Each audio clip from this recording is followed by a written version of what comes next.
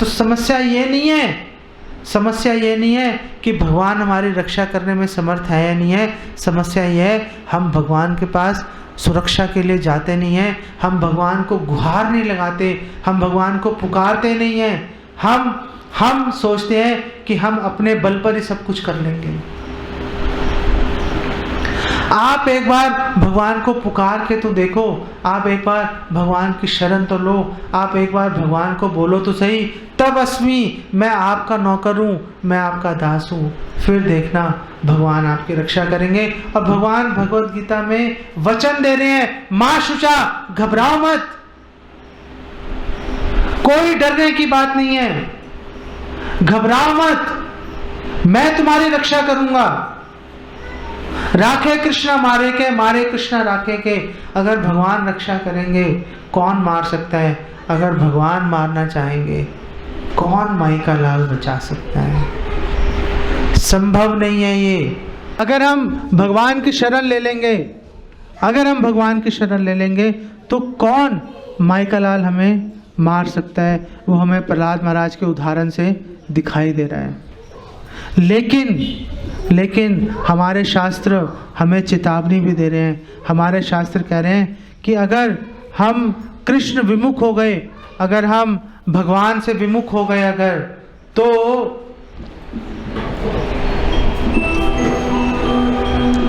अगर भगवान से विमुख हो गए तो पूरी दुनिया भी अगर हमारी रक्षा करने के लिए आएगी तो भी उसका कुछ लाभ नहीं होगा। और उन्होंने उदाहरण दिया कि अगर कोई शराब का पात्र है, अगर कोई मदिरा का पात्र है, उसको पूरे संसार की नदियां भी मिलकर शुद्ध नहीं कर सकती। उसी तरह से अगर कोई नारायण विमुख है, अगर कोई कृष्ण विमुख व्यक्ति है, वो उसको ऑन कर दे। अगर कोई कृष्ण विमुख व्यक्ति है तो उसको पूरे संसार के लोग भी अगर रक्षा करने पे उतारू हो जाएंगे, उसकी रक्षा कोई भी नहीं कर सकता, उसकी रक्षा कोई नहीं कर सकता।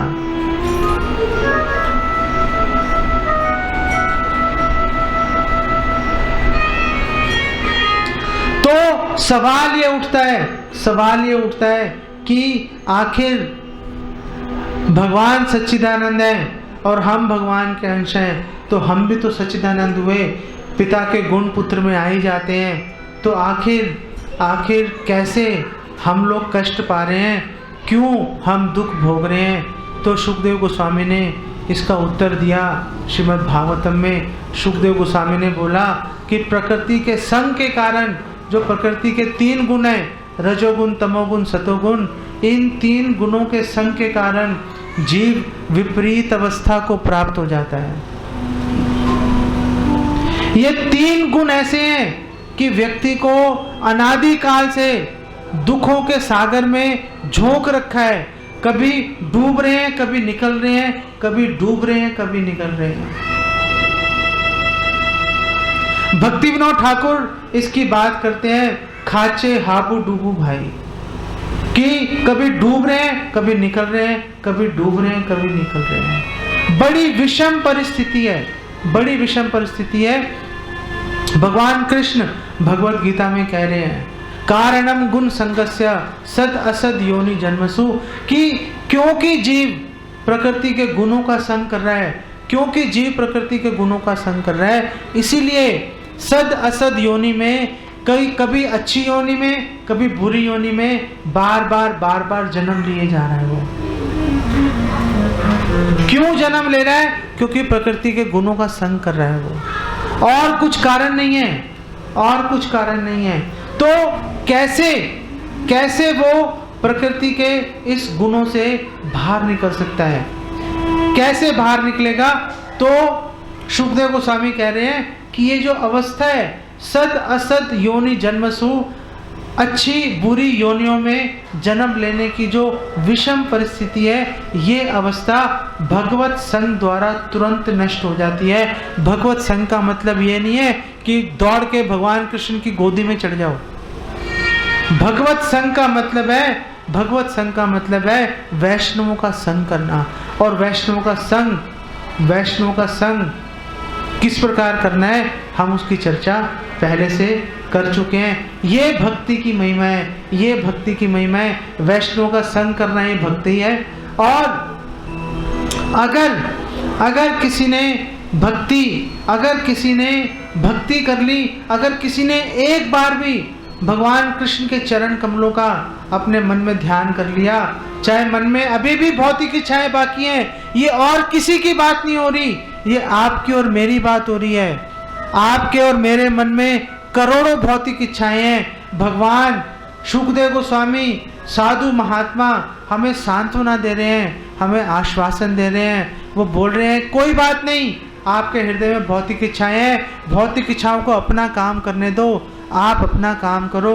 भौतिक इच्छाएं हृदय में हैं, रहने दो। आप अगर अपना मन एक बार भी कृष्ण के चरण कमलों में आपने अपना मन निवेशित कर दिया, तो भौतिक इच्छाएं रहने पर भी आप कभी स्वप्न में भी यमदूतों का दर्शन नहीं करोगे।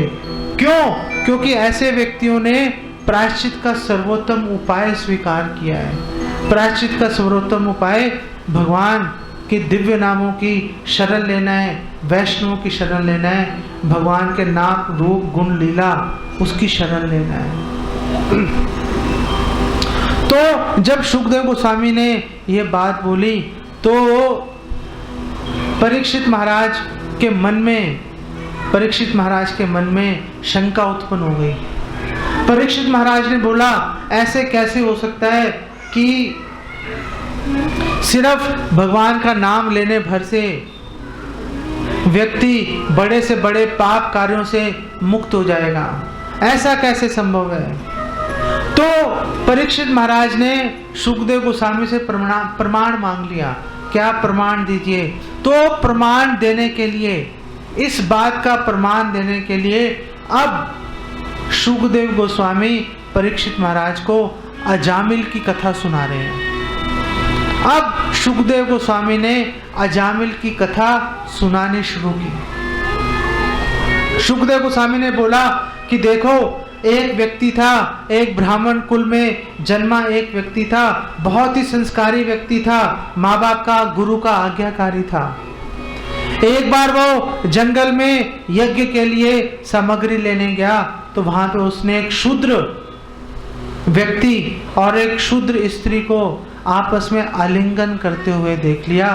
दोनों मदिरा के नशे में धुत थे और मदिरा पान कर रहे थे। उनकी आंखें गोल गोल घूम रही थी, उनके शरीर पर हल्दी लगी हुई थी। जब अजामिल ने छुपकर इस दृश्य को देखा, जब अजामिल ने इस दृश्य को देख लिया तो उसके मन में काम वासना उत्पन्न हो गई। अजामिल के मन में अजामिल ने अचानक ये सोचना शुरू कर दिया। अजामिल ने, उसके मन में काम वासना घर कर गई। उसके मन में विचार आया कि जिस तरह ये शूद्र इस स्त्री का भोग कर रहा है, मैं भी इस स्त्री का भोग करना चाहता हूँ। यद्यपि उसके घर में एक कुलीन पत्नी पहले से ही मौजूद थी, पहले से ही मौजूद थी एक पत्नी।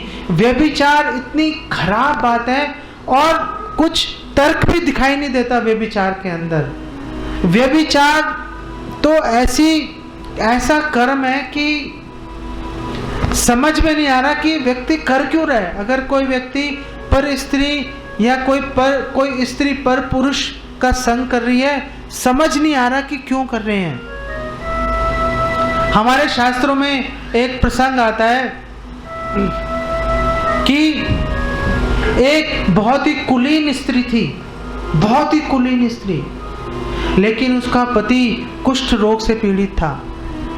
लेकिन क्योंकि वो स्त्री संस्कारी थी, तब भी अपने पति का बहुत अच्छे से ध्यान रख रही थी, उसकी सेवा कर रही थी। रोज उसके शरीर से जो पस है, जो कुष्ठ का जो मल गिर रहा है, उसको साफ करती थी, उसको नहलाती थी, धुलाती थी, उसका ध्यान रखती थी, उसको टोकरी में रखकर अपने सिर पे उठाकर जगह जगह लेके जाती थी। एक दिन उस स्त्री ने देखा कि मेरा पति बहुत उदास बैठा हुआ है, तो तो उसने, उस स्त्री ने अपने पति से पूछा, आप उदास को बैठे हो, मुझे अपनी उदासी का कारण बताओ। तो बहुत पूछने पर उस व्यक्ति ने, उस ब्राह्मण ने, उस कुष्ठ रोगी ब्राह्मण ने बोला कि मैं इस नगर की वैश्या का संग करना चाहता हूँ। इतनी कुलीन स्त्री जो ऐसे असहाय अवस्था में अपने पति की सेवा किए जा रही है, उसके सामने ये बात करने से पहले उसको डूब मरना चाहिए था। लेकिन काम वासना इतनी प्रबल होती है कि वो विवेक को हर लेती है। ध्यायतो विषयान पुंसा संगतेषु उपजायते, संगात संजायते कामा, कामात् क्रोधो विजायते। क्रोध से बुद्धि नष्ट हो जाती है, विवेक नष्ट हो जाता है, सही गलत का विचार खत्म हो जाता है।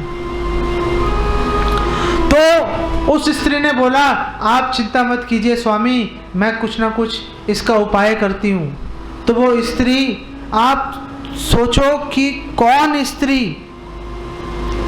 एक पर स्त्री के पास जाएगी और उसको बोलेगी कि मेरे पति को संतुष्ट करो।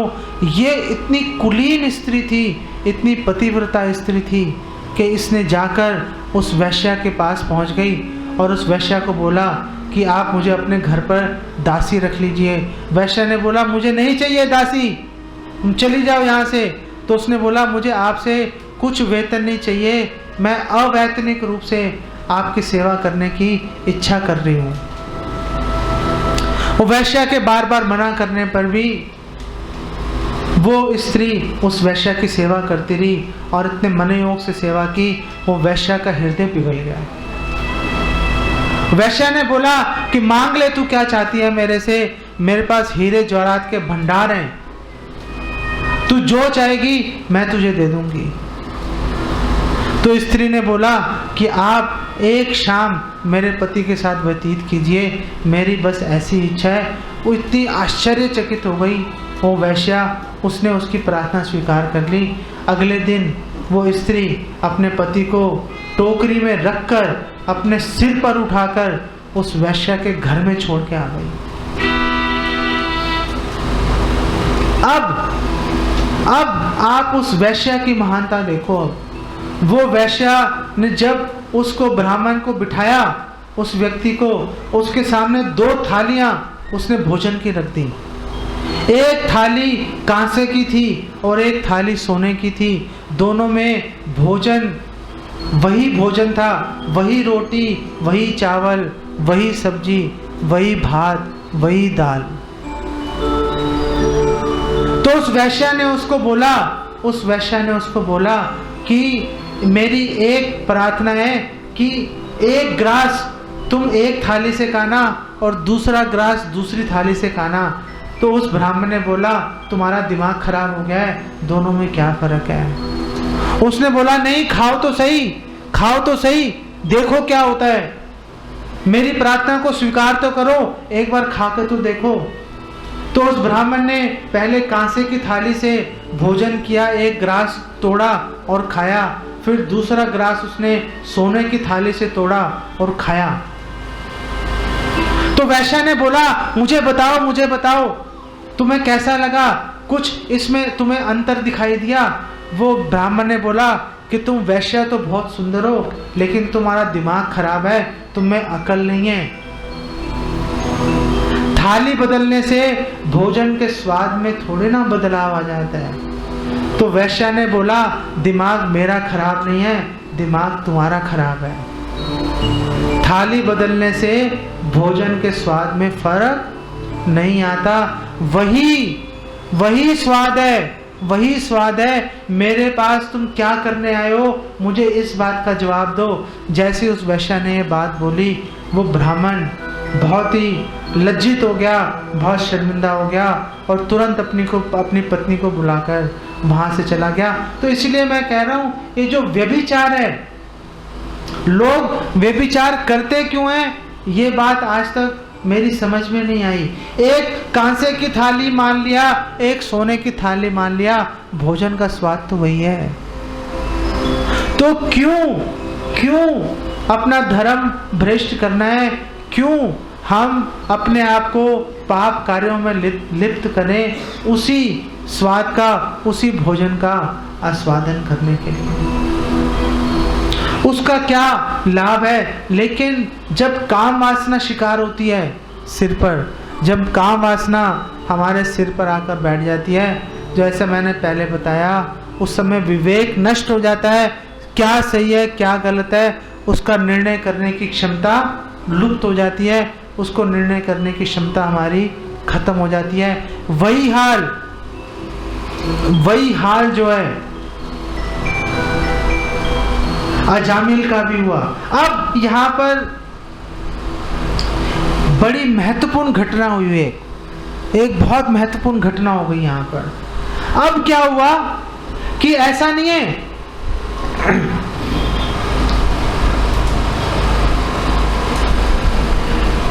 है कि अजामिल ने वो देखा और देखते ही वैश्या के पैरों में गिर गया। ऐसा नहीं हुआ। अजामिल ने अपने धर्म को याद किया, अजामिल ने शास्त्रों की शिक्षाओं को याद किया, उसने भरसक प्रयास किया अपने आप को रोकने के लिए, लेकिन रोक नहीं पाया वो। इसीलिए तो परीक्षित महाराज ने बोला कि जो कर्म है, आप कितने यज्ञ कर लो, कितने प्रायश्चित कर लो, आप कितने शास्त्रों की शिक्षाओं का ज्ञान याद कर लो, पाप की प्रवृत्ति से नहीं रोक सकते। यही बात अजामिल के साथ हुई, यही बात अजामिल के साथ हुई। उसने बहुत प्रयास किया अपने आप को रोकने का, बहुत प्रयास किया कि मैं इस वैश्य के पास नहीं जाऊं, ये पाप है, मुझे नहीं करना चाहिए। लेकिन अपने मन के हाथों, काम वासना के हाथों मजबूर हो गया, जाके उस वैश्य की शरण में पहुंच ही गया। और ऐसा वैश्य की शरण में पहुंचा, अपनी पत्नी को त्याग दिया, माता पिता को त्याग दिया, नित्य कर्म त्याग दिए, निरंतर उसने मदिरा पान शुरू कर दिया, मांस खाना शुरू कर दिया, चोरी, डाकू, डकैती, हर तरह का बुरा काम उसने करना शुरू कर दिया। और उस वैश्या के गर्भ में उसने 10 संतानें उत्पन्न कर दी, 10 संतानें उत्पन्न कर दी उसने। यहाँ पर आप ये प्रश्न भी पूछ सकते हो कि आखिर इतना संस्कारी व्यक्ति था यह अजामिल, इतना संस्कारी था, तो आखिर ये इसके साथ ये घटना घटित कैसे हुई, ये नीचे कैसे गिर गया, ये तो बताओ। अगर अजामिल के साथ ऐसी घटना हो गई तो हमारा क्या हाल होगा, हमारी क्या दशा है, हमारी रक्षा का क्या उपाय है। तो हमारे शास्त्रों में, पुराणों में वर्णन है, ये उस समय की बात है, उस समय की बात है जब पराशर ऋषि सत्यवती के साथ में संभोग कर रहे थे। अब पराशर ऋषि तो संभोग कर रहे थे सत्यवती के साथ, वेद व्यास को उनको प्रकट करने के लिए, उनको अवतरित होने का रास्ता दिखाने के लिए, लेकिन मूर्ख लोग वैष्णवों की क्रियाओं को समझ नहीं सकते। वैष्णवेर क्रिया मुद्रा विज्ञे ना बुझे। जो समझदार से समझदार व्यक्ति भी होगा, बहुत समझदार व्यक्ति होगा, वो भी वैष्णव की क्रियाओं और मुद्राओं को कभी नहीं समझ सकता। इसलिए कभी भी वैष्णव के किसी कार्य पर आक्षेप नहीं उठाना चाहिए, लांछन नहीं लगाना चाहिए, कमी नहीं निकालनी चाहिए। हमें क्या पता वो वैष्णव क्या सोच के कोई कार्य कर रहे हैं, इस बात को हमेशा याद रखना चाहिए। तो जब पराशर ऋषि सत्यवती का संग कर रहे थे, उस समय वो तट के किनारे पर यही अजामिल खड़ा हुआ था। और जब उसने पराशर ऋषि को सत्यवती का संग करते हुए देखा तो उन पे उनका उपहास कर दिया, उन पे हंसना शुरू कर दिया कि इतने बड़े ऋषियों पतन हो गया। तो हमारे पुराणों में बताया गया है क्योंकि उस ब्राह्मण ने पराशर ऋषि जैसे महान वैष्णव के प्रति अपराध कर दिया था, इसलिए उसको दोबारा तो जन्म लेना ही पड़ा। अजामिल के रूप में दोबारा उसको जन्म लेना ही भी पड़ा और उसको उस पतन का सामना भी करना पड़ा। जिस बात के लिए वो पराशर ऋषि पे हंसा था, वही बात, वही घटना उसके अपने जीवन में भी घटित हो गई। वो हंसा था, पराशर ऋषि का पतन हो गया। वही पतन उसको अपने जीवन में भी सहन करना पड़ा, उसका सामना करना पड़ा। इसीलिए वैष्णव अपराध से हमें बच के रहना चाहिए। वैष्णव के प्रति कभी अपराध नहीं करना चाहिए। अगर आप बोलो कि कोई वैष्णव हमें लगता है गलत काम कर रहा है, तो क्या करें, क्या करना चाहिए? क्या उसको गलत काम करने दें? क्या हम उसके खिलाफ आवाज नहीं उठाएं? आप उसके खिलाफ आवाज नहीं उठाओ, आप चुप करके अपनी भक्ति की ओर ध्यान दो। जो व्यक्ति गलत काम करेगा वो अपने आप भुगतेगा। आप किसी वैष्णव पर गलती से भी अगर आपसे अपराध हो गया, उसकी सजा भुगतना बहुत मुश्किल है, बहुत कठिन है। अगर आप भूल गए हो तो आप याद कर लेना दुर्वासा ऋषि और महाराज अम्बरीश की कथा। भगवान सब कुछ बर्दाश्त कर लेते हैं, भगवान अपने ऊपर हुए अत्याचार को भी बर्दाश्त कर लेते हैं, लेकिन भगवान एक वैष्णव के ऊपर हुए अत्याचार को कभी सहन नहीं करते। ये मैं आपको बात बता रहा हूँ, चित्रकूट की बात है ये। भगवान राम की लीला चल रही है, चित्रकूट की बात बता रहा हूँ आपको। चित्रकूट में भरत जी भगवान राम को मनाने के लिए जा रहे थे अपने सारे अयोध्या वासियों के सहित।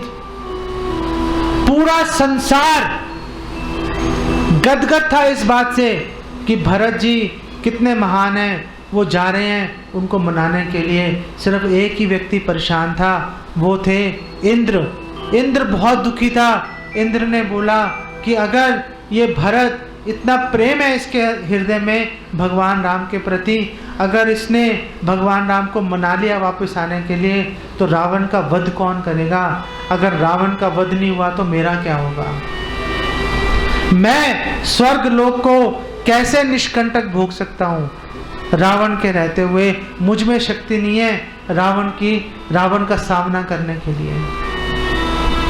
तो इंद्र ने अपने गुरु बृहस्पति से प्रार्थना की कि आप कृपा करके कुछ ऐसा उपाय कीजिए कि भरत महाराज की जो है, ये भरत की मति भ्रष्ट हो जाए, ये भगवान राम को अपने साथ ना लेके जा पाए।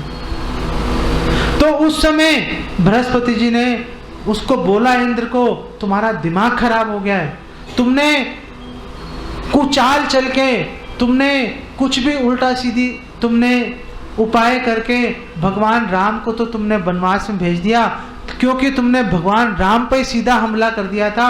भगवान राम ने सह लिया, भगवान राम ने सह लिया क्योंकि तुमने भगवान राम पे आक्रमण कर दिया था। लेकिन अगर तुमने भरत की ओर टेढ़ी नजर से देखा भी तो भगवान राम तुम्हें नहीं छोड़ेंगे।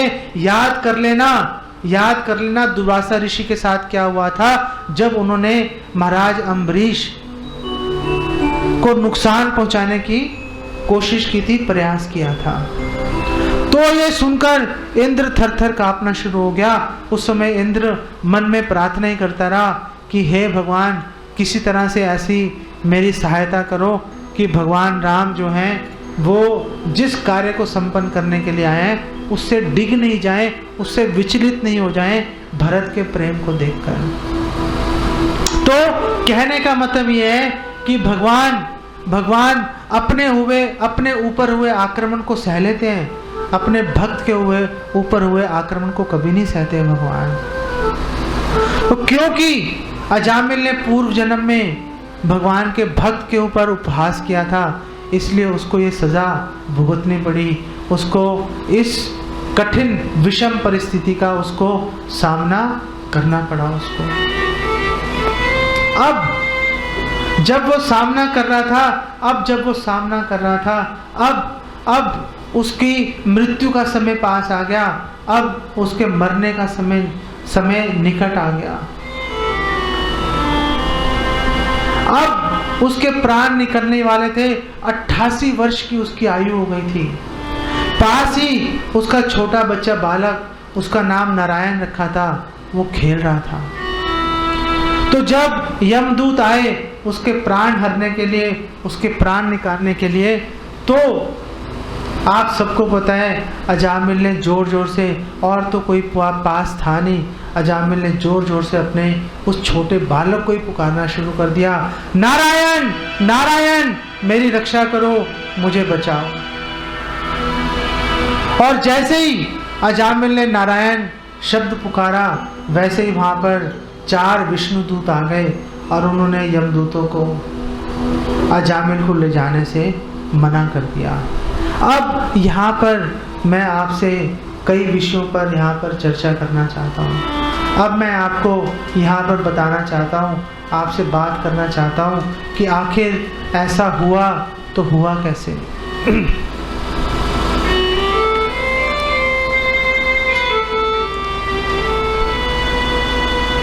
हमारे आचार्य यहाँ पर बताते हैं, कई बातें बता रहे हैं, आपको एक एक करके सारी बातें बताने की पूरी कोशिश करूँगा। तो पहली बात हमारे आचार्य बताते हैं कि देखो बात ऐसी है कि अजामिल ने कोई पहली बार नारायण का नाम नहीं लिया था। अजामिल ने पहली बार अपने बेटे को पुकारा नहीं था। अजामिल पहले भी अपने बेटे को पुकार चुका था। अजामिल पहले भी कह चुका था, नारायण आओ मेरी गोदी में बैठो, नारायण आओ मेरे हाथ से खाना खा लो। तो हमारे आचार्य बताते हैं कि उसने पहले ही ये बात बोल दी थी, उसने पहले ही ये बात बोल दी थी कि नारायण शब्द का उच्चारण कर लिया था, तो पहले ही उसके सारे पाप नष्ट हो चुके थे। ऐसा नहीं है कि केवल उसी समय उसके पाप नष्ट हुए थे, उसके सारे पाप पहले से ही नष्ट हुए थे, एक बार नारायण कहने भर से। तो हमारे आचार्य यहाँ पर प्रश्न उठाते हैं कि अगर उसके सारे पाप नष्ट हो गए थे तो फिर भी वो पाप बार बार क्यों करता रहा, वो क्यों बार बार पाप करता रहा। वो जब उसके सारे पाप नष्ट हो गए तो फिर ऐसा क्या कारण है कि वो बार बार फिर भी पाप करता रहा, बार बार फिर भी शराब पीता रहा, बार बार फिर भी व्यभिचार करता रहा। तो हमारे आचार्य इसका उत्तर देते हैं, हमारे आचार्य इस प्रश्न का उत्तर देते हैं। हमारे आचार्य कहते हैं कि वो मुक्त तो हो गया था पहले ही, वो पहले मुक्त तो हो गया था। अब तो जैसे कुम्हार के चक्के पर कुम्हार ने घड़ा बनाना शुरू किया, वो घड़ा बन रहा है, घड़ा बन के तैयार हो गया, लेकिन तैयार होने के बाद भी कुछ समय तक वो चक्के पर घूमता रहता है, तैयार घड़ा। उसी तरह से जो अजामिल है वो जीवन मुक्त पहले से ही हो चुका था, पहले से उसके सारे पाप नष्ट हो गए थे। अब तो जो उसके पूर्व संस्कार हैं, जैसे अभी आप ये पंखा अगर बंद कर दोगे तो एकदम से इसकी पंखुड़ियाँ चलनी रुक नहीं जाएंगी। अभी हम उसको अगर इसका स्विच ऑफ कर देंगे तो भी कुछ समय तक इसकी पंखुड़ियाँ घूमती रहेंगी। वही हाल अजामिल का था कि उसके पाप तो नष्ट हो गए थे, लेकिन पूर्व संस्कारों के कारण फिर भी वो चक्के पर घूम रहा था। अब हमारे आचार्यों ने एक दूसरा प्रश्न उठा दिया। हमारे आचार्यों ने बोला कि उसने नारायण बोला, पाप नष्ट हो गए, फिर उसने पाप किए, फिर नारायण बोला, पाप नष्ट हो गए, फिर उसने दोबारा पाप करने शुरू कर दिए, तो क्या ये नाम के बल पर पाप तो नहीं है? क्या ये नामापराध तो नहीं है? ऐसा तो नहीं है कि अजामिल नामापराध किए जा रहा था। तो हमारे आचार्य कहते हैं कि नहीं, अजामिल नामापराध नहीं कर रहा था, अजामिल नामाभास के अंदर अटका हुआ था।